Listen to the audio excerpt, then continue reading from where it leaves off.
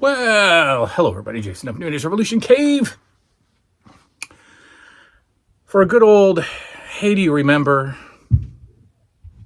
It's December 17th, I believe. I think. I'm pretty sure.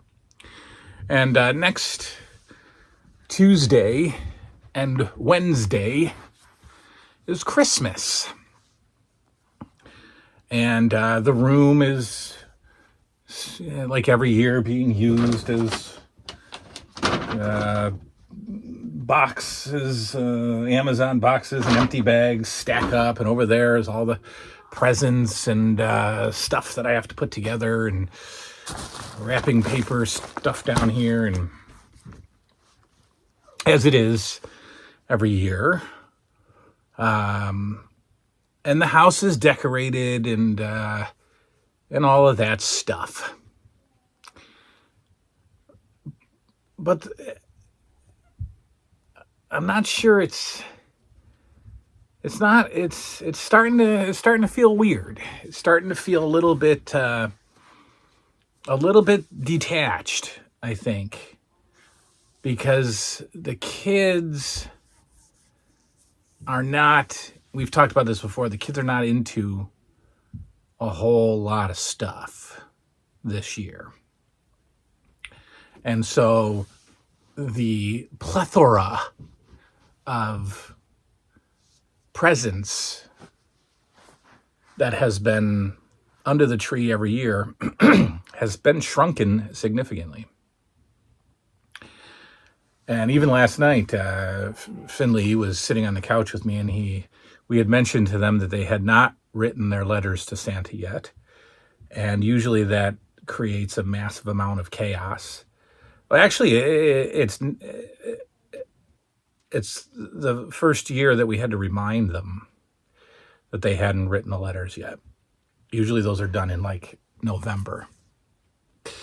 And so when Finley realized that, he said, what should I ask for? I don't even know.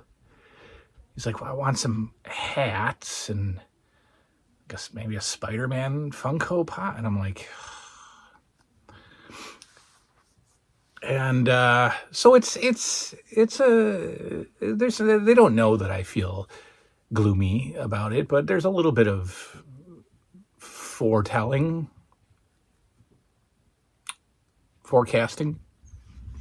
predicting the next few years to come as Christmas transitions from Christmas with kids to Christmas with teens, to Christmas with late teens, and to Christmas with visiting children. I don't even want to think about that right now, but a couple of things there's a couple of things down here that they'll both be very excited about, but it's gaming related. I mean, that's all they do. And we can point the blame at a lot of different things for that. Myself certainly included. I can be blamed for bringing video games in and allowing Fortnite to grow to the size that it has. And I mean, that's, but it's bigger than that, because again, unless a child of today is very much into something, there isn't anything like there was for us. So either you're really into wrestling figures, or you're really into Legos, or there's not a lot of options for you. We've talked about this before. Up and down the toy aisles, the 4 or 5 toy aisles of a Target or a Walmart are figures that are more appealing to me. The last hope really was wrestling figures, and that didn't stick. So we've already talked about why toys suck and why cartoons have disappeared, and the connection between the toys and the cartoons. We've already talked about that. But of course, as I get closer to Christmas, I start to drift off into my own memories, memoirs, mental memoirs, and I just start to remember how great it was. And I know all of you are starting to think about that too. A lot of the 80s themed shows and YouTube channels now are producing Christmas videos and Christmas TV specials and Christmas songs and Christmas movies, just all taking us back. So I know that you're all still fighting this cold. I know that you are all reminiscing, as I am, about our 80s Christmases, but let's take another walk down that road, as we have on this channel so many times, probably annually. We probably have this conversation annually. But I always tell people in my office when I see kids, older kids, teenagers, I'm like, look, Christmas is so special when you are, 2 or so to 15, maybe, right? And then something happens 16, 17, 18, 19. You're going to have that morning when you don't wake up at 6:30 in the morning anymore with your family to open presents. You're going to have that night that you went out on Christmas Eve with your friends instead of hanging out with your family. And then it's going to get away. It's going to get smaller and smaller. And then when you have kids again, you're going to be reborn into Christmas. And then you're going to watch them do the same thing that you did to your parents. You're going to watch them have all the joy and then fade. So I kind of worry about that we're entering that stage here, and we shouldn't be at 12 and 8. 8 of all, 8 was my prime Christmas. 8, 9, 10 were like the greatest 3 Christmases of all time. But it's a different time. It's a different time.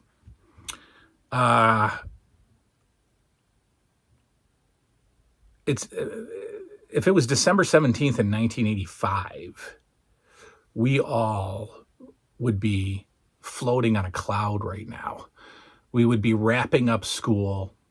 There'd be a lot of Christmas-themed stuff going on at school. We may have done the Santa's Secret Shop at school. We may have done maybe a classroom gift exchange. We would have been to the mall to meet Santa. And we would be sitting down every single night in front of the television watching some beautifully classic Christmas special, whether it was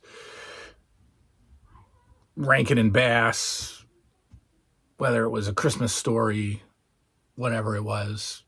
All of our shows, all of our prime time shows had Christmas themed episodes that we would enjoy.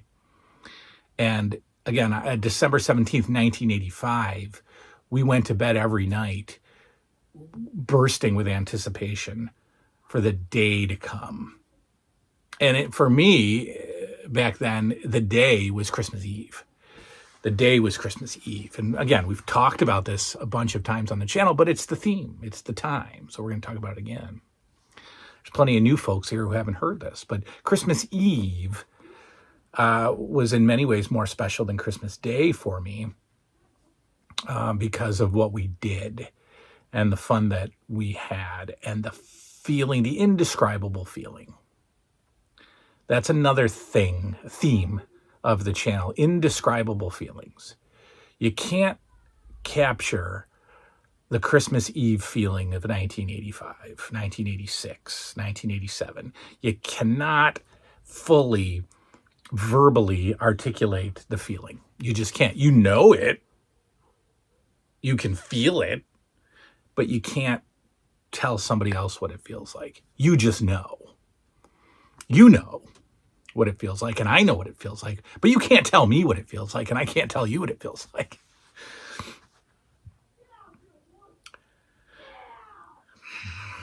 But every Christmas Eve that I can remember was spent at my grandparents'.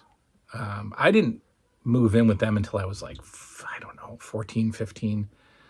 So all the Christmas Eves prior were at my grandparents, again, because they had a home. And my mom, and whether it was my stepdad or whether she was single, my mom always had an apartment or she rented a house, and we would live there for, I always wondered why we were moving, every 10 months to a year. And that's because they would just sign 1-year leases and then move. So I was like, why are we moving every year? Now I know there's such thing called a lease, because we were just renting these houses.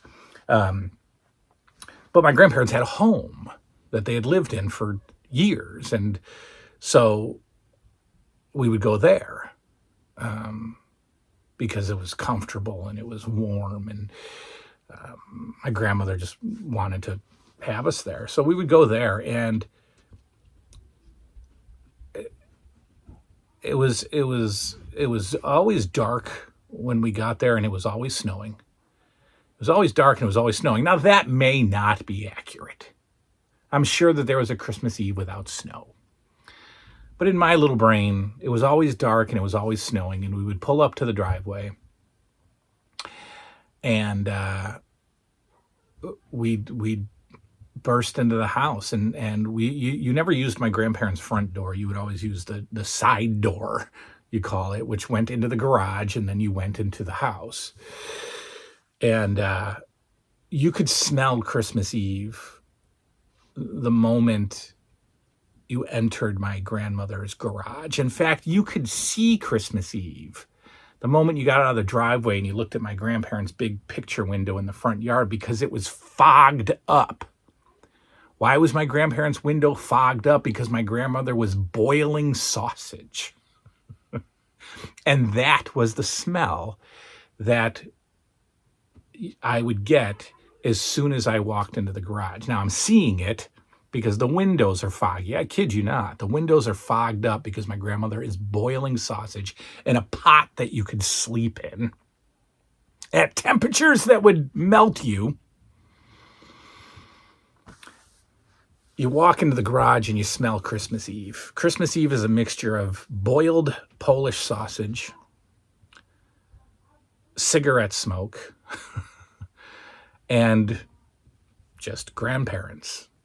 And that's a great smell. That's a great smell. And we would walk into the house with the most excitement and anticipation you can imagine. And the lights would be on, the Christmas lights would be on, and the Christmas tree would be on, and the 80s stereo with the two giant rectangle speakers on either side would be blasting a cassette of Elvis Presley's Christmas or Bing Crosby's Christmas or whatever. She couldn't put on a record because there was too much movement in the house. We would be stomping around or running around or dancing around, and we'd skip the album. So she had to eventually switch from album to cassette. But that would be blasting. My grandfather drank beer all day, every day. So he was already half in the bag by the time we got there. And my grandfather, half in the bag, just looked like my grandfather. He was never a stumbling drunk. You never knew when he was drunk. He was just my grandpa. He was just always the same. My grandmother would drink once a year, and it was at Christmas Eve.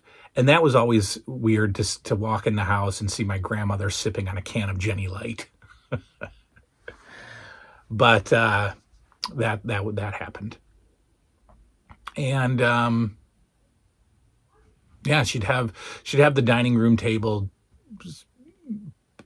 very casually set up with snacks, hors d'oeuvres, appetizers of potato chip and dip, and maybe some black olives, maybe some cheese and crackers if we were really hitting it. And we would just burst in, and we'd grab Pepsis, and we would just walk into the front room, the living room, and Christmas tree was in the living room. My grandfather was always down in the family room watching TV. I'd run down there and say hello to him, and the dog, little poodle, is barking, and And that just began Christmas. That began Christmas. And a lot of times my grandmother would have a few presents for us at the house, but then the ones I'm most fondly remembering are the ones we spent the night. There would be an occasional year that we just decided to all sleep at my grandma's and have Christmas there. And I think that was the more financially difficult years for my mother, that my grandmother hosted it because she provided it, I would assume. But I remember the one particular year that I'm thinking about was the year that we stayed there for Christmas.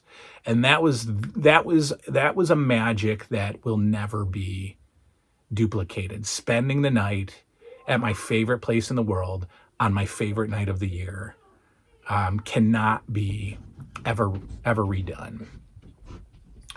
We got to sleep at my grandma's. Now, this was past a particular time. I don't think my kids are watching it this deeply at 16 minutes, but this is past a particular era in a kid's life, if you know what I mean. So I would sleep on the couch on Christmas Eve, and I slept on the couch that night.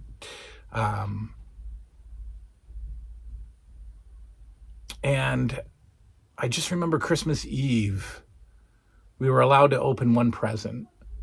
And one year I opened the Charlie McCarthy talking ventriloquist doll with the string in the back and you move his mouth.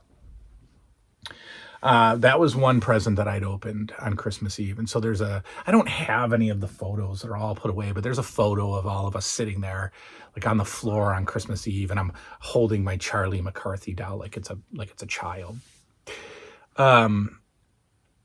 But this one year that we spent the night in particular, I opened up a box, and it was the you can't see it, but it was the bendy ringing cage. And I thought that was kind of a blow away Christmas Eve present. I mean, Christmas Eve presents are reserved for Slinkies and paddleball and yo-yos and things like that. But I opened the bendy ringing cage. I don't know why they allowed that on Christmas Eve. But I set it up and had a match with the Piper and Orndorff that came with the set.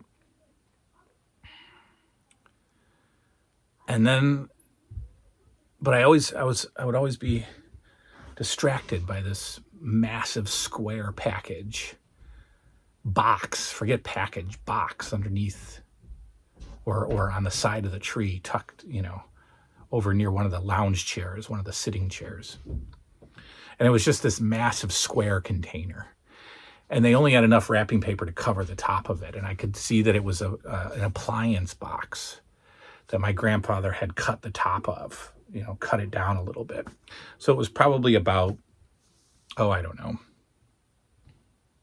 I'd say half the size of a washing machine box. And so they only put wrapping paper over the top. And I was thinking, what on earth could be in that box? And it was heavy.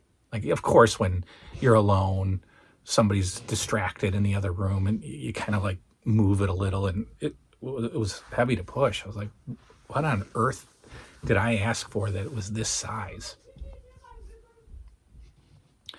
And so then Christmas Eve progressed into the adults getting intoxicated off of cheap beer, which led to my mother and sisters dancing all around the living room. And I remember being slightly embarrassed by it, even as a 13, 14-year-old kid, because they were dancing to Christmas music, but drunkenly, and it was just annoying. But lovingly annoying. Like I'm not criticizing it. I remember being embarrassed as a kid. Like, whoa, look, my mom's dancing with my sister to rocking around the Christmas tree. My grandma's dancing. I've never seen my grandma dance. What on earth's going on here? But I still just sat back, and I think even back then, I think even back then I sat and observed and knew what was happening. I knew I knew what I was watching. And I think even back then I knew it was special. And what I'm so thankful for about my family is we were never formal. We never sat down to eat on Christmas Eve. First of all, you were not going to get us 3 children to sit and eat. That wasn't going to happen. And so the food would just be available. You know, the boiled Polish sausage with fresh horseradish would just be available. The cocktail weenies and barbecue sauce, the mac salad with tuna and egg would be available, just there. My grandma would make a ziti or something, like rigatoni or something. So it was this odd combination of cultures, just that we don't have. We don't have any culture. My grandfather was Polish, that was about it, but he's not my biological grandfather, so I'm not Polish.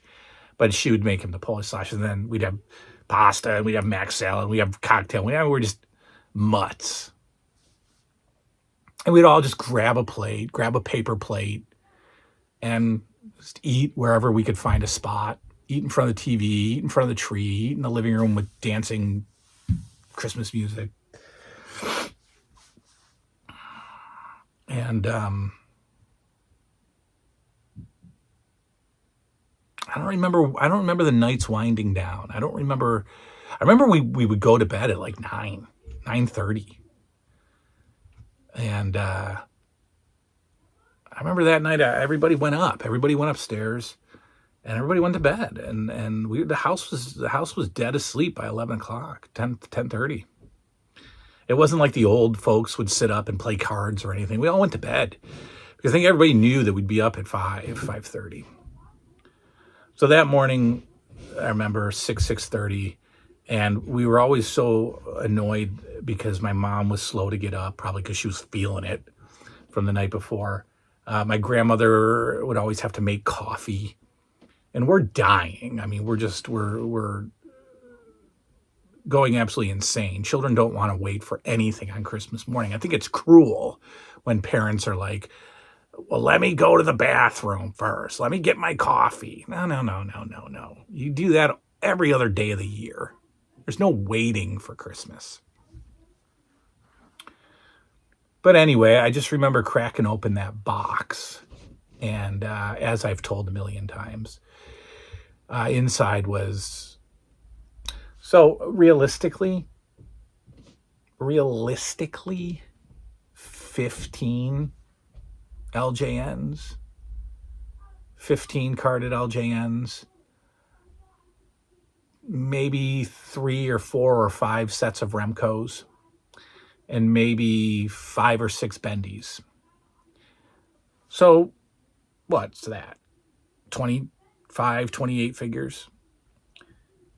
But looking into that box, there was 1.7 million figures to my little brain in that box. And it was something that I dove into and never climbed out of. Dove into that box and still haven't climbed out of, because that was the most overwhelming Christmas present ever. 15 LJNs, a bunch of Remcos, a bunch of bendies. And it was like, that's all that mattered. Whatever else was under that tree was so far secondary, it wasn't even funny. I think I got the AWA Remco belt that year. Certainly got the AWA ring that year. Got the ring and cage. Got the steel cage, but I didn't care. It was... Well, I cared about that, of course. I cared about the Remco ring and cage. But anything non-wrestling related didn't matter anymore, because this was it. This is all that mattered. So I guess in that sense, I can understand where my kids are at this year. That once they get these gaming affiliated items, that they're good, they're happy. Everything else is secondary. I'm fine with that. It's not fair for me to say that my LJNs aren't equivalent to their gaming stuff. I can't say that. It's not fair. It's different eras. It's just as important to them as it was to me. I can't say that. But I remember unpackaging every single figure and leaning them up against the love seat or the couch and just leaning them up and just looking at them. And I know that I took pictures back then. I know I took Polaroids back then. I'd give anything for those Polaroids. Never found them, but I know that I took them. And I just set up every single wrestling figure and just looked at them and just was in awe. I was in awe of the weight of Captain Lou or Bundy, whichever larger figure I got that year. I was in awe of the weight of them because it was the heaviest figure that I'd had. I definitely got some of the not Matt Mania, but the grudge match sets for Remco. I remember getting Abdullah and Carlos Colon. I remember getting Stan Hansen and not Bruiser Brody. Stan Hansen and who? Jerry Blackwell, I think. Maybe whoever, whatever, you know what I mean. And I got some good stuff. So the last thing I remember about that day was bringing all my stuff home and setting it up in my room. And I had a basement room in an apartment. And I remember lining, just stacking the LJN ring, stacking the Remco ring, stacking the Bendy ring with figures, and just setting them all up and just stepping away from this massive 3-ring, 3-brand set of figures and just feeling like I had the whole world. That's all that mattered. I was the happiest kid on the planet. I was the most fortunate kid on the planet. I had every wrestling figure. Nobody else had more than me. I'm all set.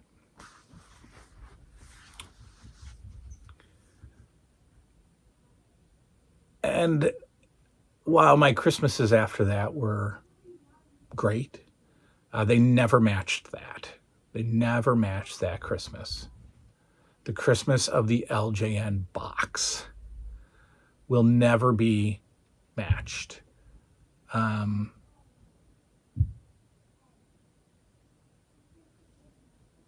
Yeah, that'll never be brought back. It was never matched. And I don't think I even came close to matching it for my kids. I think they were overwhelmed with the size of their Christmases for the last several years, that they were overwhelmed with the amount of stuff that they got.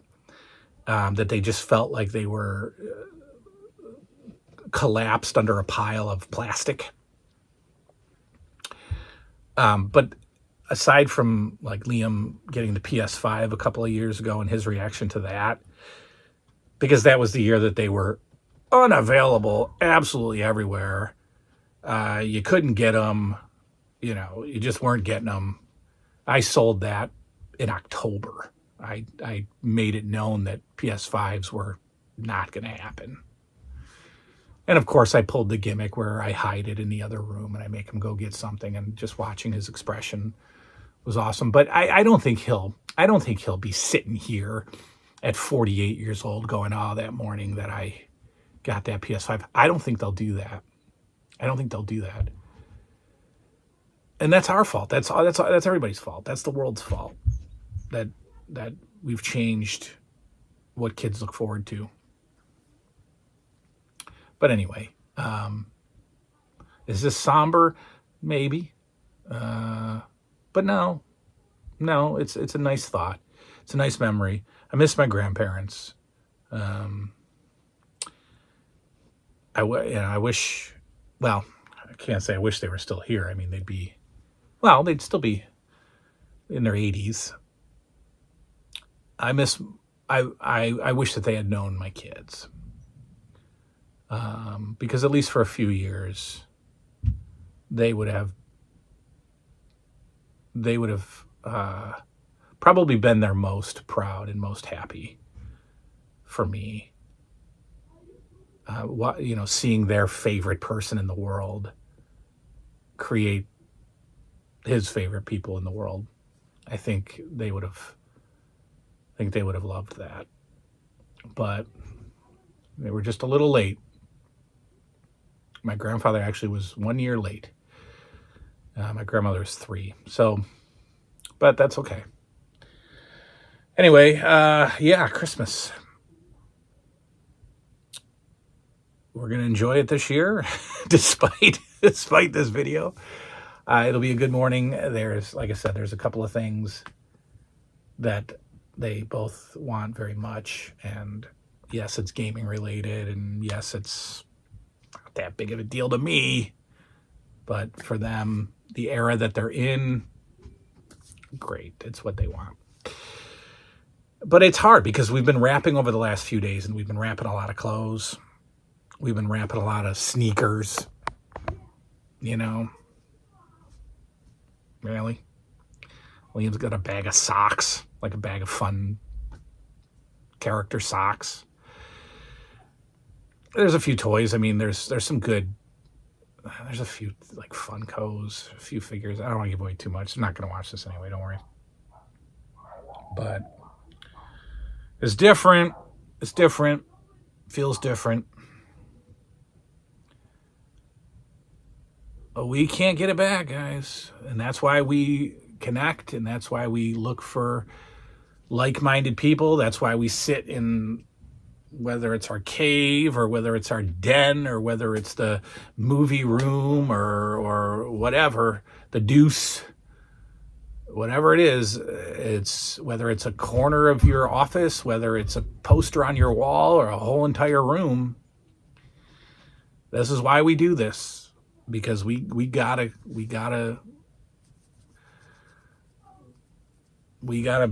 keep this stuff alive. Because it was the best time of our lives. Best time of our lives. All right, that is all. You can wipe your tears, go to bed. Good night now.